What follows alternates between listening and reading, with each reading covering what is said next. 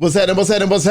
Of course, you know it's your boy B-Hop Radio shouting. Hey, man, I got the man, the myth, the legend himself, a down south icon, New Orleans veteran, Mac Phipps, and this thing. What's good with it, boss? It's all good. What's happening with you? Man, feeling good, feeling great, man. Appreciate you coming back through this thing. Hey, anytime. Well, see, Mac, first of all, I'm so excited for you coming up in this thing because that new album, Son of the City. Son of the City? You went in there and jammed, Mac. Son of the City is, man, it's I think a reflection of some of the years of me learning different things while I was in the spot, learning different instruments, and I just wanted to get out and basically showcase those skills on a different level in a different way. So yeah, I'm really proud of the project. It was doing well at last time I checked, and no machine, man. We just did it. We just did it on our own. Exactly. Yeah. Songs like Last Night, Illuminati. But my soul ain't for sale, though. Yeah, nah. Break that down to me, Mac. All right, so Illuminati, the weird thing about it is I had a conversation with a friend of mine while I was still in prison, and they were, telling me that, I heard this rapper and that rapper, had sold their soul and, this, that, and the other. And I was just like, you serious? Like, are you listening to yourself? So we're on the phone and they're like, man, I'm telling you, there's this, they were saying there's this guy who got a video, he's showing all these symbols and this. I said, okay, so they're selling their soul to what?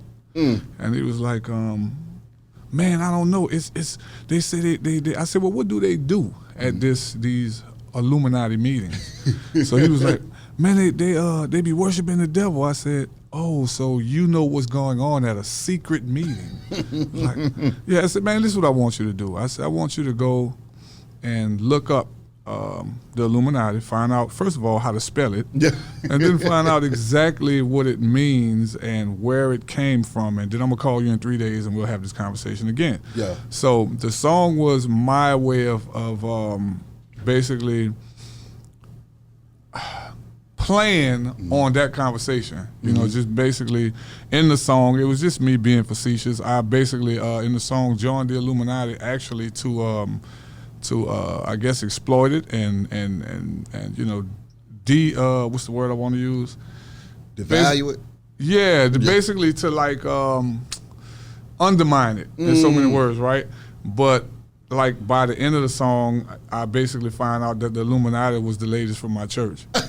You know what I mean? So it was like basically like the old Miss Pearl that gave you the pie. Yeah. And what you thought, everything that you thought it wasn't. So, exactly. Yeah. Now another banger on there, that Big Easy. That feel on that song. First of all, I mean, you broke down the city and just let folks know, what was real outside of the regular glitz and glam. But then also I wanted to ask you, coming back after that time, how was the Big Easy to you when you touched back down?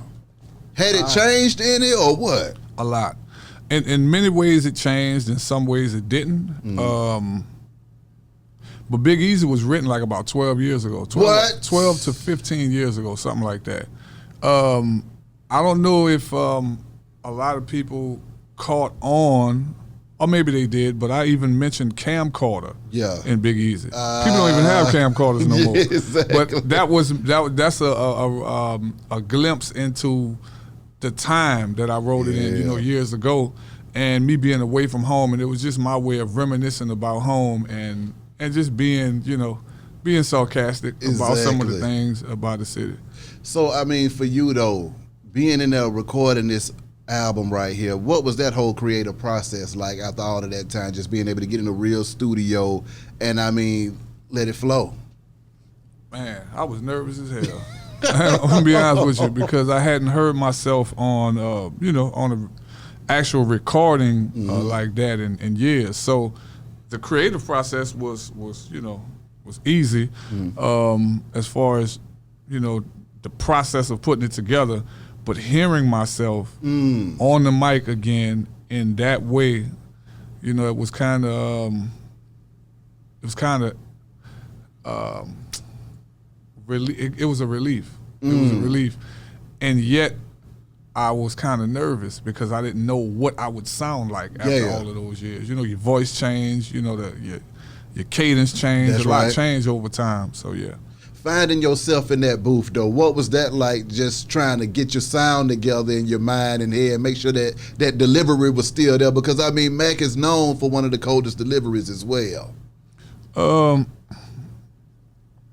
Yeah, it was a process. Yeah. You know, I had to remember some things. You know, and one night KL came in the studio and it was I was recording the song, actually the song "Son of the City," and which wound up being the title track. But I was recording that one, and KL just came in the studio that day, and he was actually behind the boards pushing the buttons, and just having him there kind of made me feel at home again. It kind of just made me feel that okay, all right, I'm ready.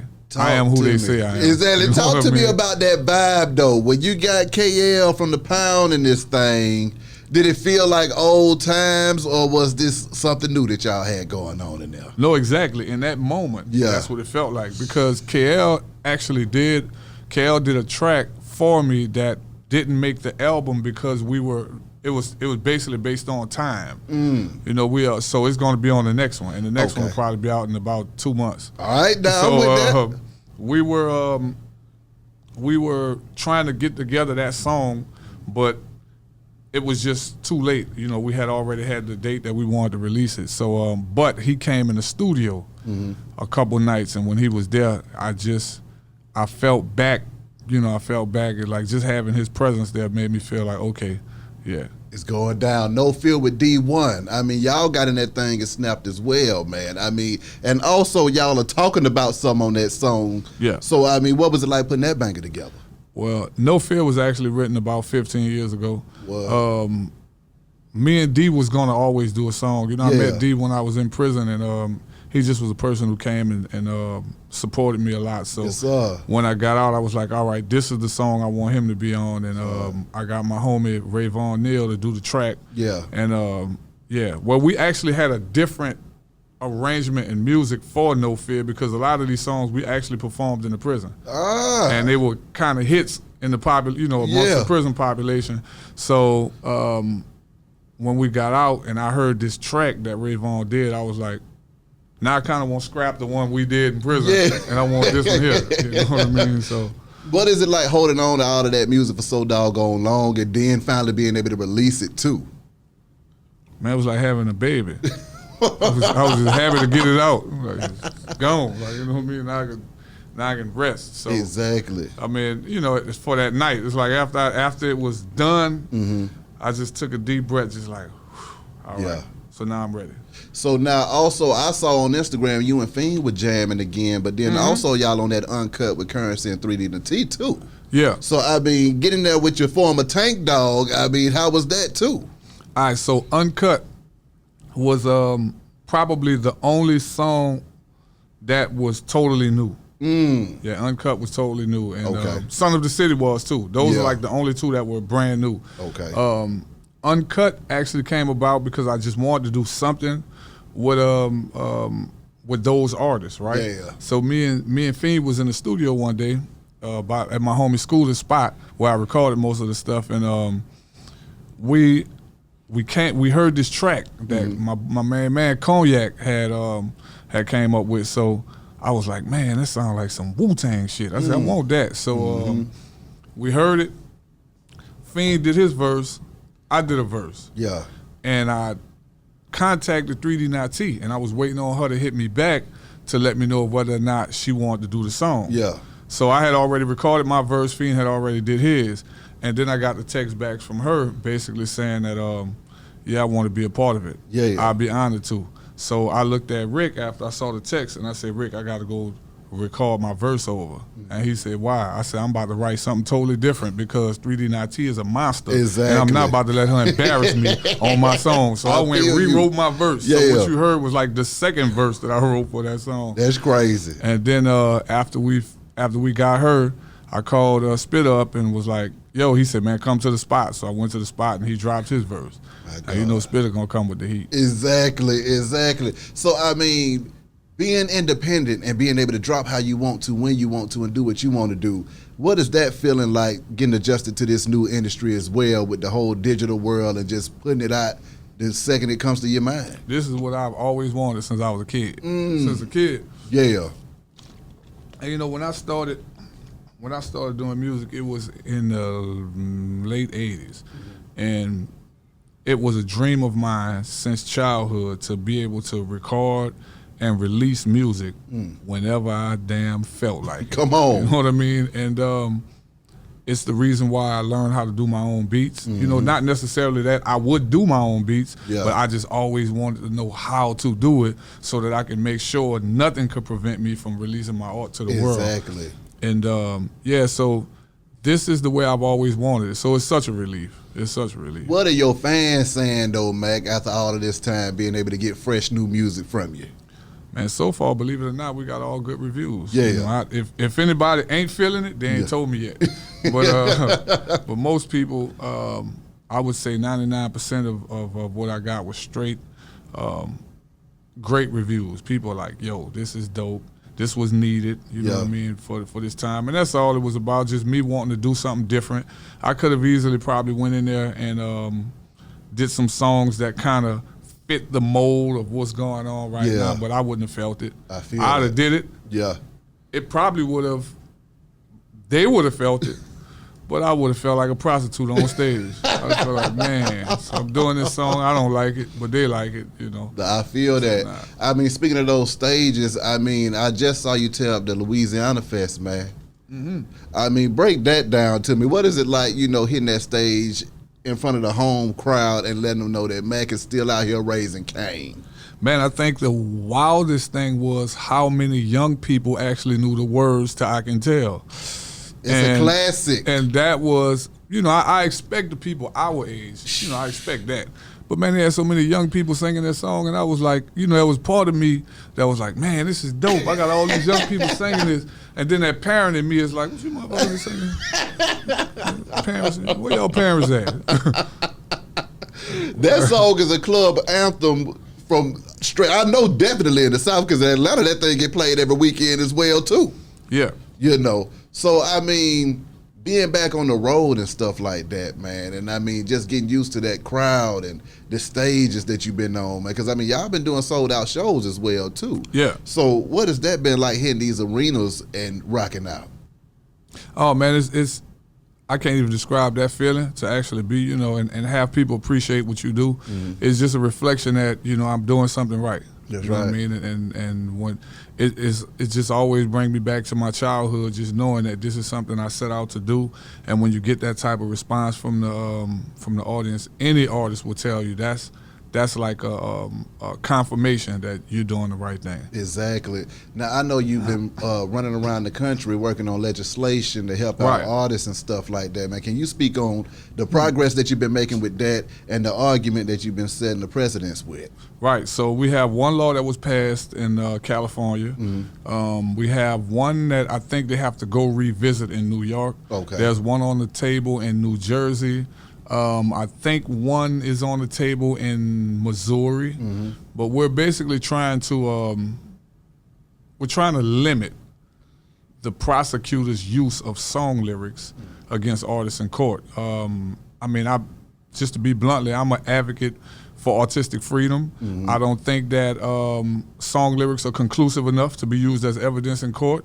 I mean, much of what rappers say, you know, including myself, is highly exaggerated or downright false. And even for the little percentage or small, minute percentage of guys that are actually, that may possibly be doing what they're rapping about, it can't compare to the overwhelming number of people that's basically using this strictly as an art form. Yeah. And so I'm a defender of the artist, man. I think that, you know, that's something that really needs to be addressed. And I hear out here, particularly in some of these brothers that's facing cases, I was told that a prosecutor is blatantly saying that they're going to use those song lyrics against these artists in court. And I'm against that, you know, and I'm pretty sure that, you know, they have their reasons or whatnot, but if the song lyrics are going to help you in your investigation, that's one thing. but I don't think they should be used in court because at the end of the day, this is art. Yeah. You know what I mean? And Rakim said we like to exaggerate, dream and imaginate, way back in the 80s.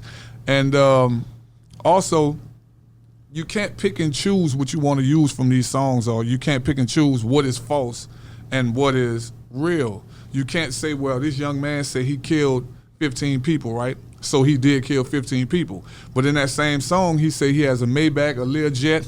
He said he got a Lamborghini. And you know he don't because he's here with a court-appointed attorney.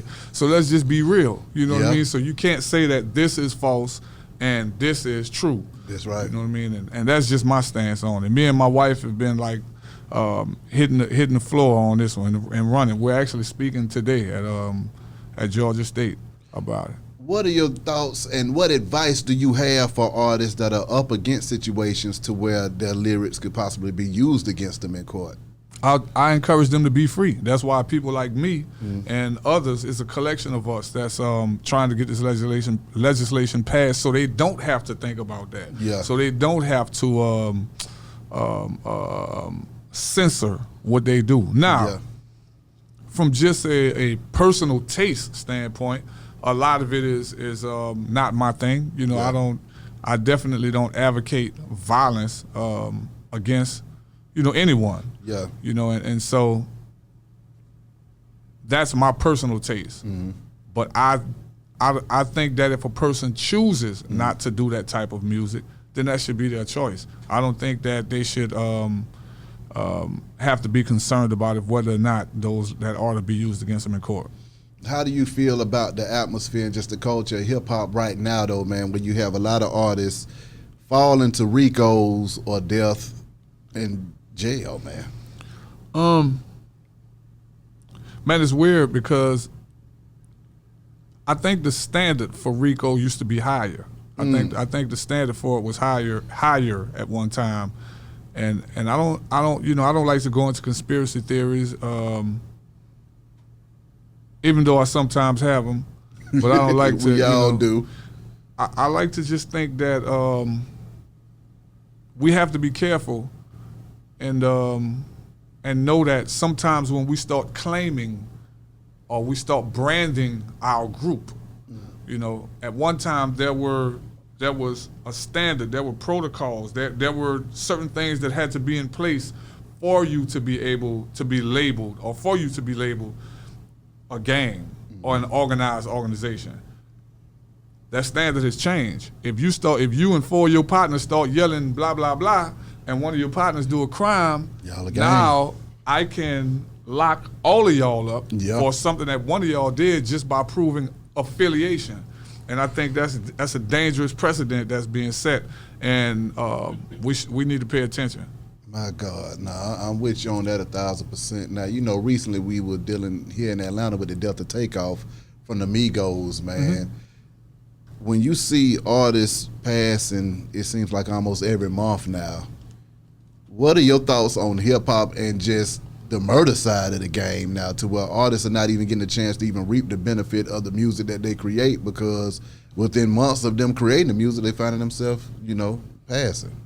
I think it's very unfortunate, and it's sad, man. And my condolences go out to that young man's family to take off. I was actually with him. Well, I don't know him personally, but he was at the Louisiana Fest, and I was actually on. They were the first group that I saw when I came on the side of the stage, and my daughter actually took some pictures of them. Yeah. And so the unfortunate thing is, for somebody, somewhere, and once again, I don't like to go into conspiracy theories, so I like to state facts. But this is or state my facts, my truth. This is my truth. It just appears to me that someone is benefiting from this debt culture. Someone or somebody of people, whoever they may be, is benefiting from this debt culture. And I think that a lot of young men are getting lured into it unknowingly with the tempting of a few trinkets that they can earn, a few little, jewelry, and a car or whatnot, and you know there's nothing wrong with nice things, but we have to be careful and be mindful that there is a possibility that someone or some people are benefiting from black debt.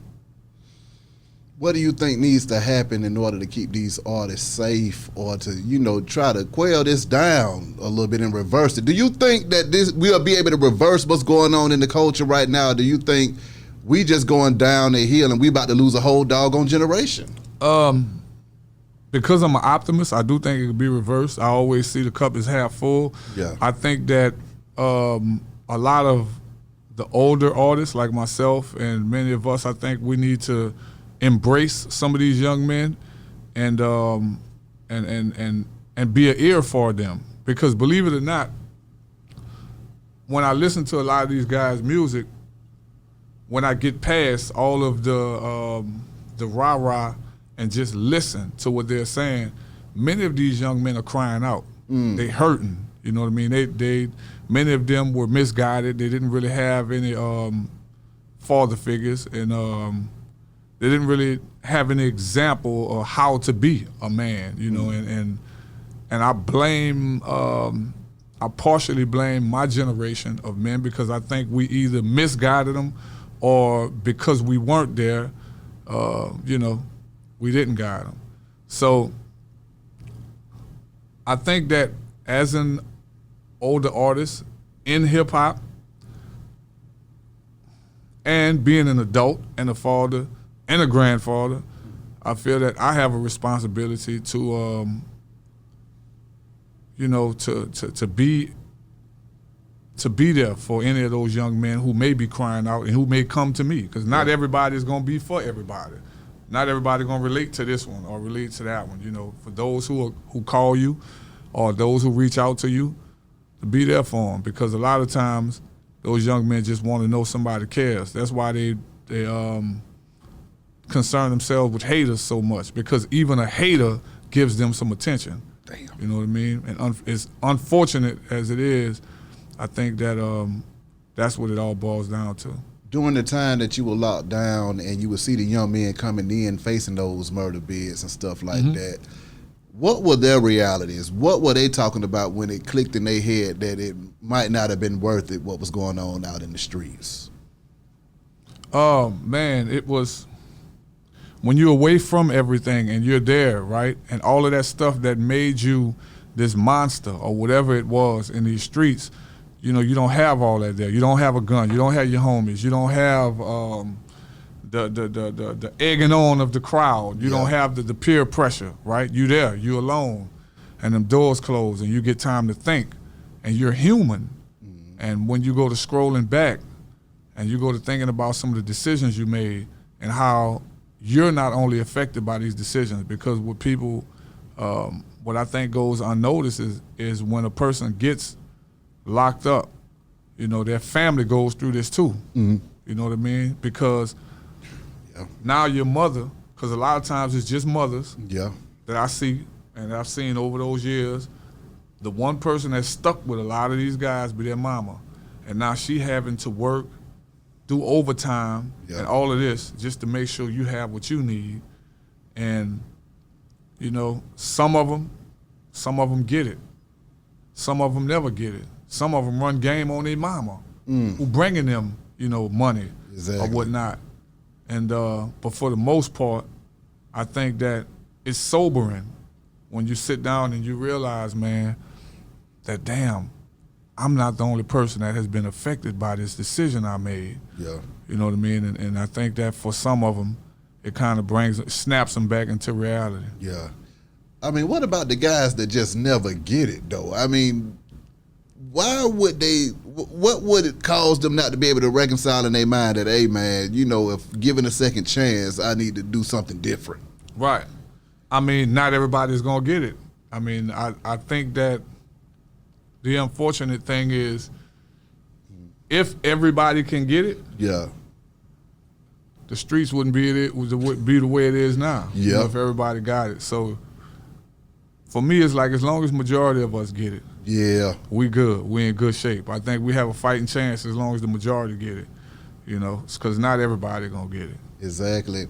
Soulja Slim birthday just passed the other day, and I was listening to Can I Ball on the way in here, man. I mean, can you take me to that banger right there when y'all got together, and then speak on your relationship with him?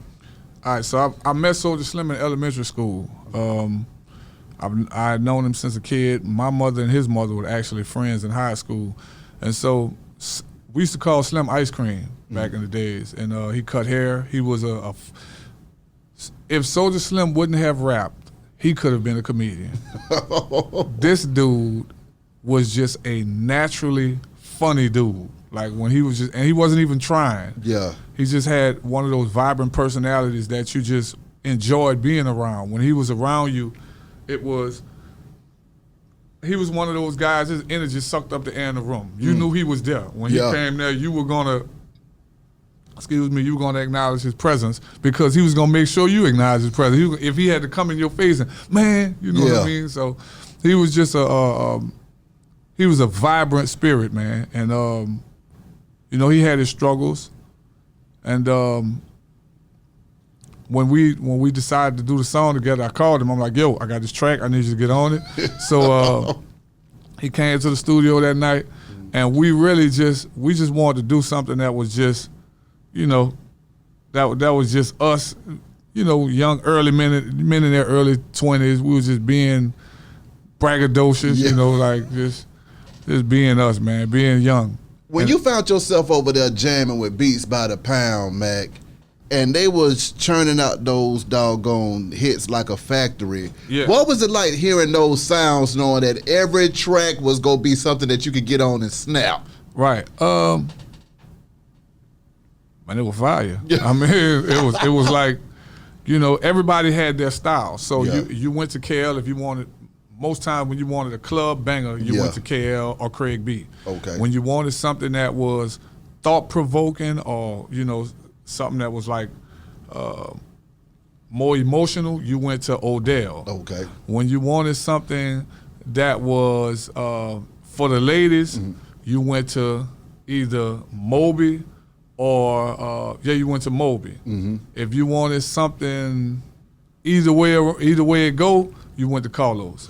So it was like everybody had, you know, that little flavor, a little something. So you knew when you went to them, you was gonna get something of quality. Exactly. When you think about No Limit, and you think about that time when y'all was just dominating, but then to be able to sell out these arenas in present time still, how does that make you feel? Well, that was crazy. I guess it just was a testament to the work that was put in, man, back then. For, you know, to even, I guess it's humbling to even be able to do this, even for just myself, to be able to do this, you know, after serving 21 years in prison, and to go out and people still, people still rock with what you do, and that's humbling in itself. But it was crazy because my first couple shows on the No Limit tour, man, it was like sensory overload, because I remember walking out on stage and I was like, damn, because I just came from being in a dorm. An enclosed dorm,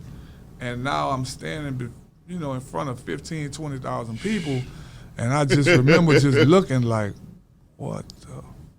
Yeah. You know what I mean? Yeah. So, but then, after I overcame that, I just smiled to myself, because this is what I imagined it to be. You know, for all of those years, I used to sit on my rack and just beat on my chest and rap and see all of those people in my mind. So it was just a reflection of what I had already been dreaming. When you talk about those dreams coming true, man, I mean, how was that feeling emotionally when you get off that stage and you go back home and you say, okay, I done finished doing what I did today, but damn, I had a good ass day. Yeah. What was that feeling like? Oh, that felt good, man. It felt good, and it was exhausting. When we did the No Limit tour in New Orleans, I actually did the Jazz Fest earlier that day. So that was like one of the things I wanted to accomplish so bad, was to actually perform at the Jazz Fest. And so I got a chance to perform at the Jazz Fest with a live band, to do my thing, and you know, play different instruments, communicate with the crowd, and I left off the stage, went home. I was tired. It was hot as hell at the Jazz Fest. Yeah. I was exhausted, laid down, and that's when I got the call from P like, yo, I need you to come tonight to the Smoothie King. I was like, damn. Like, all right. So I got up. Yeah. And I went, but it was fun, man. After that day, after doing both, you know, because that's two totally different crowds, but yet it was still a lot of people both ways. Love. And I think that night I kind of exhaled and was like, man, this was a dope day. Yeah, this was a dope day. And then after that, I just kind of went out. Tired. It was like, yeah, it was a dope day. You know what I mean? Like, when you think about legendary stuff, though, man, when you thinking about Mac, Fiend, Snoop Dogg, Master P, Soulja, Slim, Moby Dick, Beats by the Pounds, KLC, y'all all going out as legends in this thing. Did you feel like y'all were having a legendary run at that time, or were y'all just getting it in? Man, I know it felt, I was proud at that time. It felt good to be a part of something that was bigger than me, that was moving, and that people knew pretty much all over the country. I think that was, you know, that was a good feeling to be a part of something like that. Did I know it was legendary at the time? I don't know, because I was still competitive at the time, and I was still, you know, in battle rap mode. It's like, no, this ain't, you know, for me it was more like, this ain't the zenith yet. I got to get there. I want to make sure I sell like 9 million copies and that everybody in the country can basically be able to say that, yeah, this dude here is top 5. So that was the goal, you know what I mean? And so even though we were accomplishing and it felt great, I was just so competitive at the time that I was like, this ain't how it's gonna close for me. Exactly. Like, you know, but over time and being able to look back at it, you know, it was like, okay, now I understood why it's so, you know, prevalent today. What do you think it was that made it so legendary, though, too? And what do you think the elements that had to happen in order for that music and y'all personalities to transcend time? Every part of it. It's like you had the guys with the talent, you know, on the mic. You had the guys with the music, production, with the production. You had the street teams. You had, and at the helm of it, we can't take credit away that, you know, you had a leader, man, who just was not only had the know-how and had the business sense, he had the balls, he had the audacity. You know what I mean? And that's what it takes. And I think that without all of those elements, it wouldn't have worked. At what times do you feel like P had to be audacious to get the job done? I think at all times. I think that was just part of his personality. You know, it took, you know, it takes somebody, man, who don't take no for an answer. Yeah. It takes somebody who is self-possessed, who believe in what they're doing enough to go to lay it all on the line. It takes that. Whether it's him or anyone, you know, I would encourage anybody. If you want to do this, you basically have to, you know, people say you got to sell your soul or sacrifice. Yeah, you got to sacrifice. You got to sacrifice all of you for your dream. Yeah. Not to nobody else, to yourself. You got to sacrifice it to yourself. You owe it to yourself to put your all into it. And that's the only way you're going to be successful on that level. Exactly. Because the biggest artist is just the hardest working artist. That's all. Exactly. When you think about hip-hop now and how it's looking, man, I mean, how do you feel about how it looks now with this digital? So you might have an artist that might have a lot of publicity, but then they don't sell a lot of records. Then you got some artists that ain't got a lot of publicity and they selling a lot of records. Right. And then you can't really tell what the hell's going on. I think it's a reflection of the work. A perfect example, I think, is Lil Wayne. Yeah. Cash Money was in a weird place at one time, right? You had BG that went to jail. You had, you know, what happened with Juvenile, whatever. And you know, and shout out to those brothers, because I was actually down with Cash Money before I got with No Limit. And so I remember being in the spot and seeing that they were in a weird place right before the Carters came out, right? Yeah. And I saw Lil Wayne transform into a superstar from a distance. Like from a distance, you know, I saw this man became a nonstop 24-hour hip-hop machine. And because so, he is now the legendary Lil Wayne. Yeah. You see what I'm saying? Because it was a reflection of the work. Yeah. They say he did like 100 and something features one year. Like something is like, you know, he put in the work, man. He was grinding so hard that, you know, I feel that everything in life works like that. Yeah, like, yeah. You know what I mean? It's like You got to get the something out further of back it. I put, the further back I pull this string, the further that arrow gonna go forward. Exactly. You know what I mean? The harder I bounce this ball on the ground, the further it's gonna bounce up. Exactly. And I think that he brought so much to it at that time. I don't know what possessed him. I don't know what got into him. Yeah. But he just became a machine. And because so, what you see and the accolades that he received is well deserved. Being down with Cash Money early on, man, what was it like getting it in with a young Manny Fresh and Baby? Well, Manny was the reason I was down with Cash Money because Manny brought me into the game him and Gregory D brought me in the game at 12 years old in 1988, 89. Yeah. So it was like, that was a no-brainer, just, you know, wanting to be around Manny because I knew what he could do. Yeah. Because he had been making records for me since I was a kid. So, yeah, that was how I even got, you know, and BG, I know what BG and Baby is from the neighborhood, so I kind of knew him. But just having Manny there made me comfortable enough to do music with him. Yeah. You know what I mean? I mean, Manny Fresh, can you speak on him as a producer and what he was bringing into the game and what set him apart from everybody else as well? I think Manny don't get a lot of the credit that he deserved for actually changing hip-hop in a sense to what, I won't say that, because there's a lot of elements involved. There's a lot of different producers that's probably, that the new sound that we have is probably a collection of all of that into one. But I won't take the credit away from Manny actually creating a sound that laid a blueprint for others to follow. And I think that he should be given those flowers. So Fresh, if you're listening, I'm giving them to you now. Exactly. I watched it from early on, and Fresh had his own unique sound. Yeah. And he is one of the forerunners of this whole movement we have today. What do you think it is about this music industry, Mac, that causes people like a Manny Fresh, a Beats by the Pound, a Master P, not to get the flowers or the accolades that they deserve when everybody knows what they did in the game? Why do you think the industry is always so slow to come around to say, okay, we love what you brought to us? Man, hip-hop is different. I used to try to figure it out when I was in the spot. You know, I had a lot of time to think, and hip-hop is so competitive. And I think a lot of times in hip-hop, we don't like to pay tribute to the masters or to the folks that came before us. We don't like to pay homage, right? Yeah. And Tupac made a song that was a reflection of that.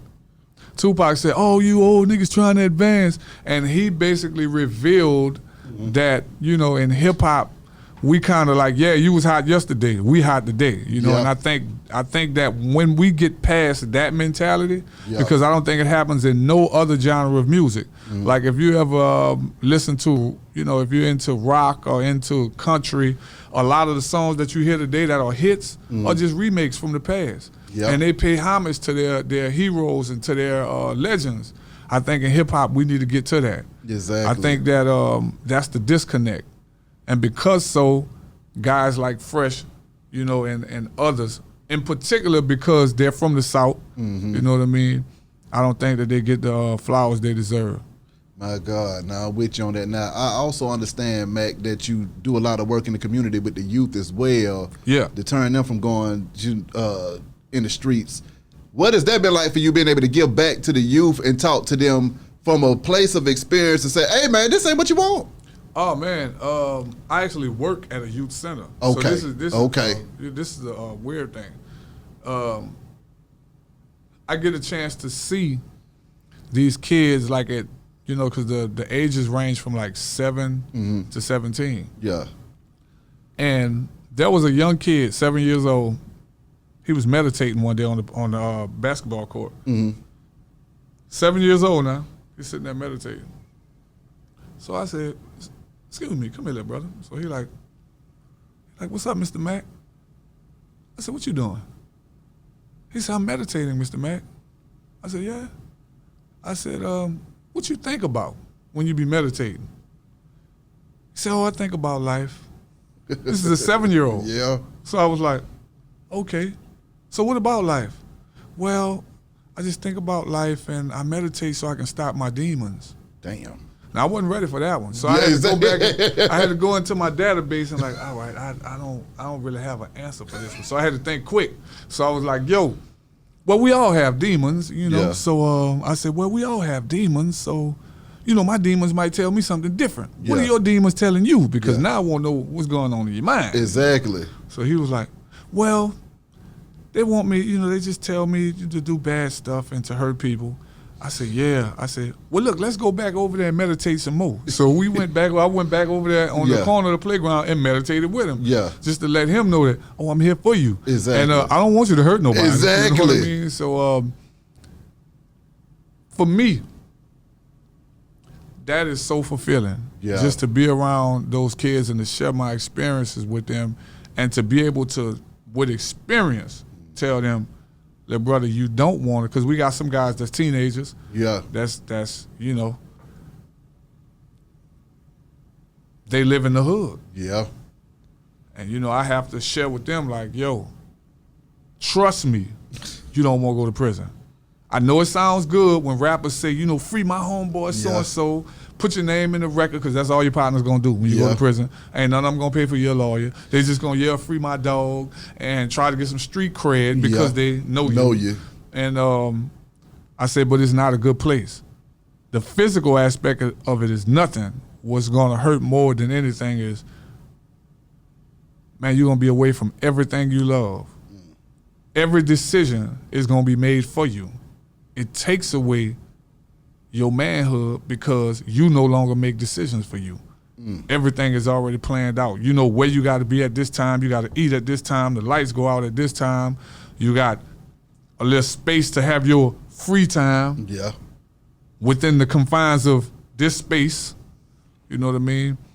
And over time,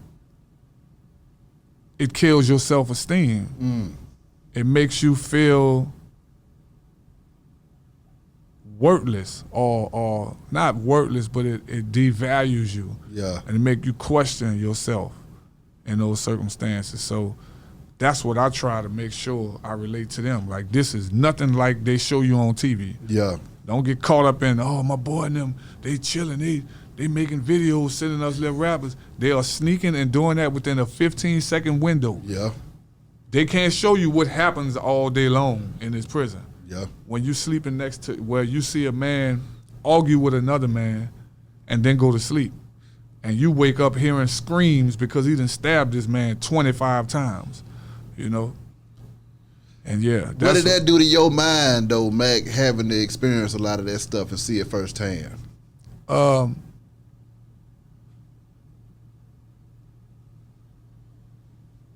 You learn quick how to adjust and maneuver. You know how to adjust, you know how to maneuver, and you're going to have respect. Yeah. Most guys that did time in prison, they got respect. Mm-hmm. Meaning, if you see them today as free men, they're some of the most respectful people you'll ever see. Mm-hmm. Because they know what it's like to have respect. Mm-hmm. Because ain't no walls separating you from me. Yeah. So if we have a verbal confrontation and we're in this open dorm, man, I don't care who you are, you got to go to sleep. You know what I mean? I don't care how bad you are, how many people you can whoop, how good you can fight, you still got to go to sleep. So you learn respect. Yeah. And you learn that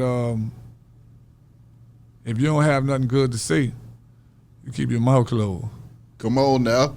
With the kids, when you talk to those teens, what are some of the things, have there been times to where you were reaching out to a teen and you could tell that it clicked in their head that they actually got what you was trying to tell them? Yeah. Okay. Yeah. And then you have some that's like, yeah, I hear you, bro. You know, You know, 'cause they still got that wandering eye. They move, Yeah. they still like, yeah, Ron, I feel you.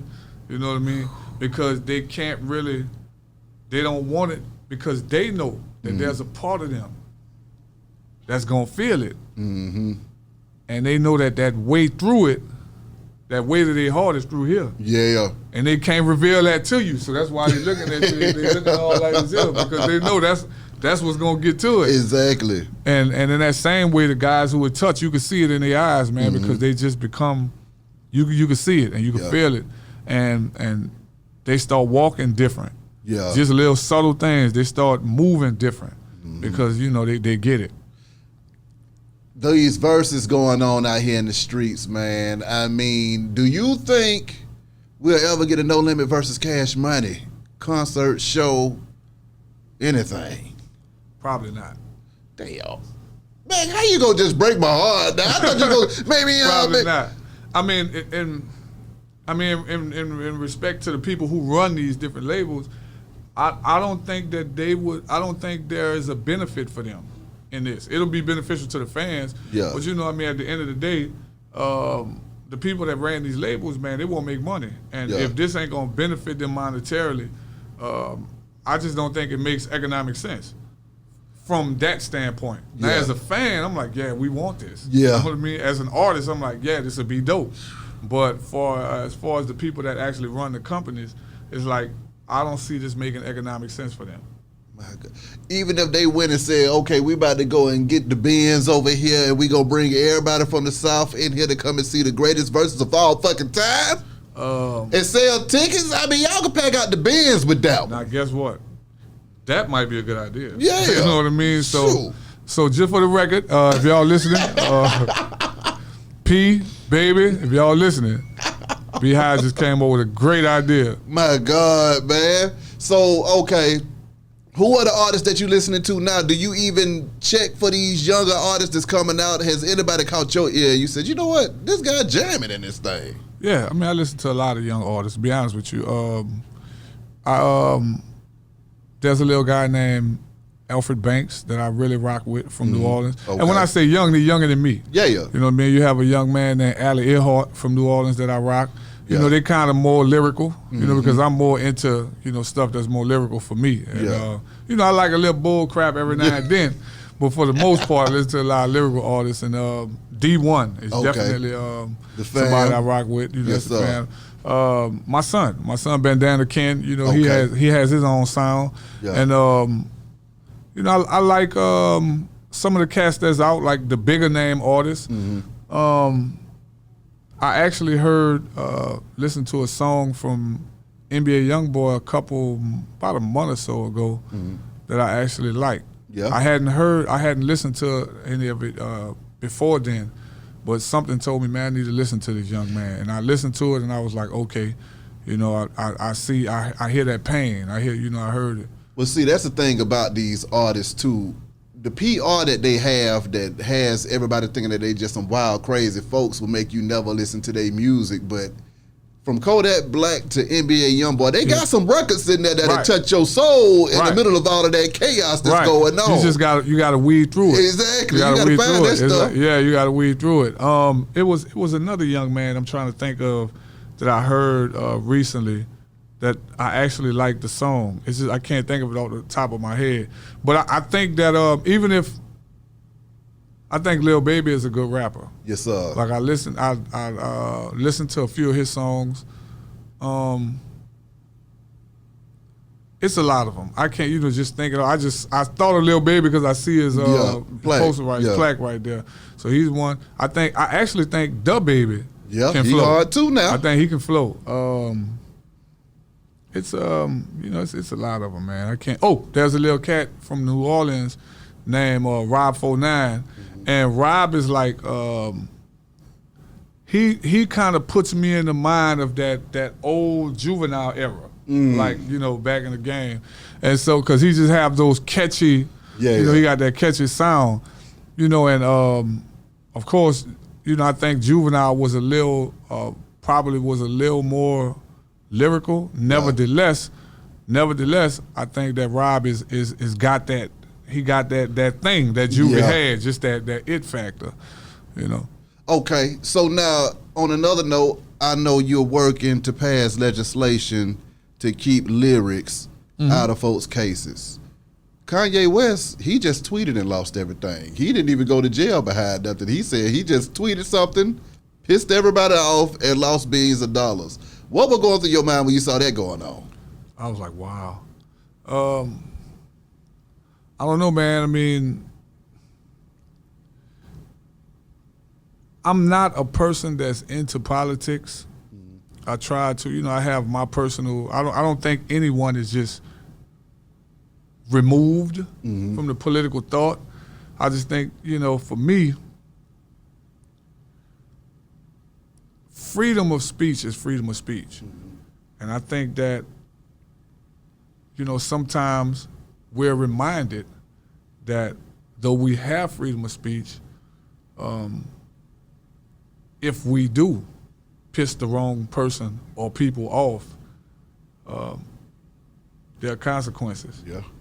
Whether we agree with the speech or not, I think the fact remains that we do have freedom of speech, but we need to watch what we say.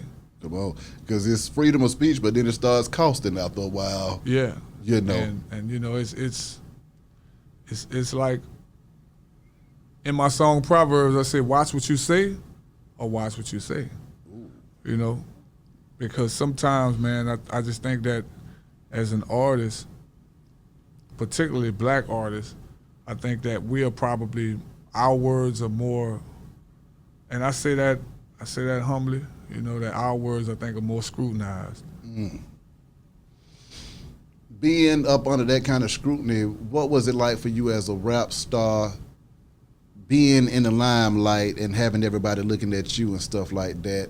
How did you move to, keep yourself alive? And what was it like as the whole tank moving around, too, with all of these different personalities? And different parts, right. You see what I'm saying? I mean, I can't say that No Limit at that time, it was a brotherhood. We were, we all had our personalities. Personalities clash, but we did it with we did it like brothers. Sometimes some people had to get in the gloves. Yeah. You know what I mean? And etch it out. But, we weren't trying to kill each other. We weren't trying to, we weren't trying to cause that type of pain. But break that down, though, too. Because, I mean, when y'all got to get to the gloves, that means everybody lived to put on the gloves another day, man. Yeah. So, how special was that, just being able to handle stuff as men? Well, I'll say this to all of the youngsters out there now, man. Y'all have issues with each other. Get them gloves, man. Yeah. Get them gloves. Y'all go ahead on, fight it out. Get that little energy out, and, man, everybody live. You know what I mean? I think that might possibly be the solution. Exactly. You got ops. I need to start selling some gloves called ops gloves. Like whenever you got some ops. Exactly. Put the things on and let's go. Put some make them fly. Come on. Make them fly and start selling them. Like, look, you got some problems? Let's get it in. I'm with Wherever you at, what a location at, let's get it in. Make sure they got a referee. Come on, man. Everybody live. You get it in, everybody live. Come on.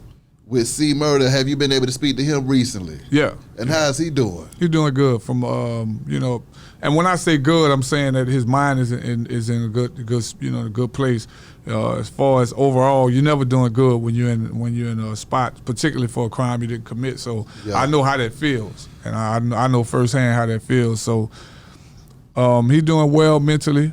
He's still fighting, and I spoke with him, I think last week. It was last week I spoke with him. So, and I know C. Yeah. Even if he's not doing too well, he gonna always give me he gonna always have a good face for me because he don't never want me to worry about him. He don't never want the people who care about him who he know generally care. He don't want them to worry about him. So he gonna always be like, oh man, I'm good, everything's straight, and that's just him because when he love people, he don't like them. He don't like to burden them with his issue. When you find yourself locked up for a crime that you didn't commit, when you get out, is there any way to get any kind of restitution for everything and stuff like that, or how does that go? Now, this is the weird thing about Louisiana. Louisiana actually put a cap on what they can give you or what you can get, right? In my situation, I wasn't exonerated.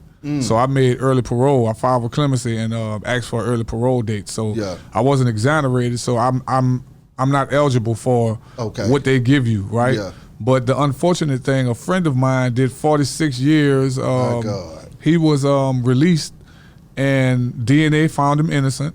And I think the cap on what he can get is $200 and something thousand, and I think that's ridiculous.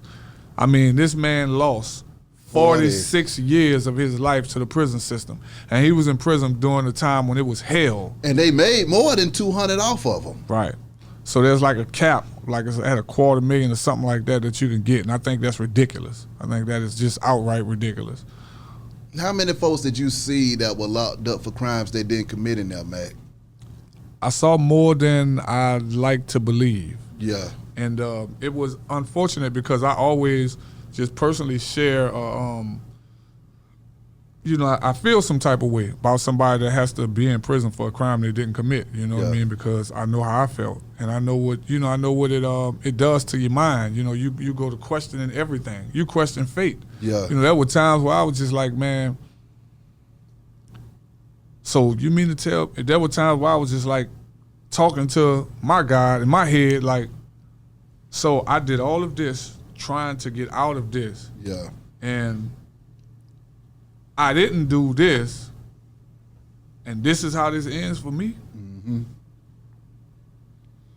Is all this even real? Are you even real? You know, you go to questioning everything because my faith in the criminal justice system was definitely shot. Yeah. Because it's like, before I was arrested, I thought the system worked properly. I was naive enough to think that, okay, it worked properly. Up until the moment they told me I was guilty, I thought I was getting out of jail. Like, I did not believe I was going to be convicted of this crime. I really felt that, damn, there's no evidence. You don't have a weapon. You don't have a credible witness, and you're using song lyrics? That's ridiculous. Like, in my back of my mind, I was like, this is a bullshit. Exactly. They about to make a fool out of themselves. Yeah. And that's how I felt. I was that confident because I just felt that the system worked properly,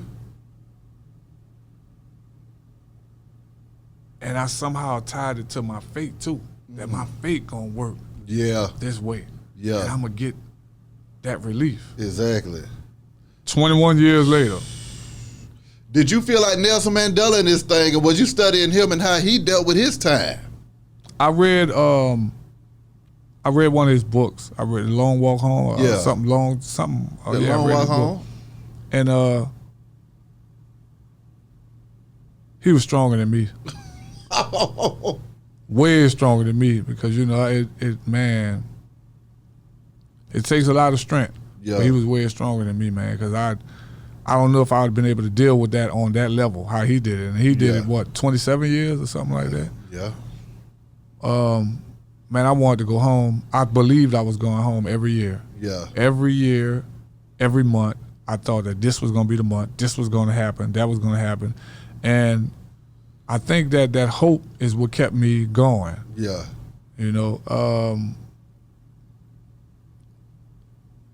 Man, it's prison basically